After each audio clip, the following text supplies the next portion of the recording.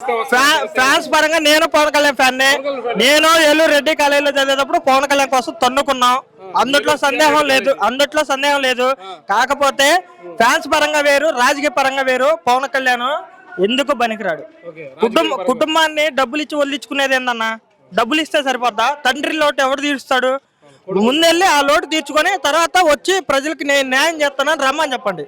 నువ్వు సొంత చెల్లికి న్యాయం చేయలేకపోతున్నావు, రాష్ట్రానికి ఏం న్యాయం చేస్తామని జగన్ గారిని పవన్ కళ్యాణ్ గారు అంటారు. షర్మిల గారి విషయం ఇప్పుడు షర్మిల గారికి ఏం జరిగిందో అందరికీ తెలుసు. అసలు వాస్తవంగా అన్యాయం అనేది జరగలేదు. ఆమె సులభం కోసం, ఆమె స్వార్థం కోసం ఆమె వెళ్ళిపోయింది అన్నయ్యని వదిలేసి. ఈ రోజు వచ్చేసి పార్టీ కండ కప్పుకొని మా అన్న దొంగ, మా అన్న ఇది, ఇన్ని సంవత్సరాలు ఏం చేసింది? అన్న దొంగ అయితే ఏడా పార్టీ పెట్టి నిలబడు.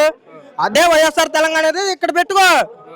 నువ్వు పెట్టుకొని నా అన్న దొంగ, చంద్రబాబు దొంగ అని చెప్పాను. దొంగల పార్టీలోనే ఇప్పుడు చేరింది కూడా దొంగల పార్టీలోనే. ఇప్పుడు కాంగ్రెస్ ఏం చేసింది? సోనియా గాంధీ జగన్ జైల్లో పెట్టించింది. రోడ్డు మీద పెట్టింది. ఆమె అన్నం తినేదైతే షర్మిల నిజంగా వైఎస్ రాజశేఖర రెడ్డి గారి పుట్టుంటే ఆమె కాంగ్రెస్ లోకి వెళ్ళదు. ఆమె కాంగ్రెస్ లోకి వెళ్ళిందంటే ఆమె అసలు ఆయన పుట్టిన ఆమె కూడా కాదు. జగన్మోహన్ రెడ్డి గారు వైఎస్ రాజశేఖర రెడ్డి పుట్టాడు కాబట్టి పార్టీ పెట్టాడు, నిలబడ్డాడు.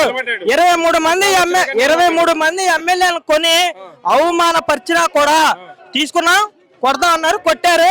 ఈసారి కొడతాడు జగన్మోహన్ రెడ్డి గారు. 2024 సీఎం జగన్మోహన్ రెడ్డి గారు. బలం ఎక్కువ ఉంది కదా పవన్ కళ్యాణ్ గారు.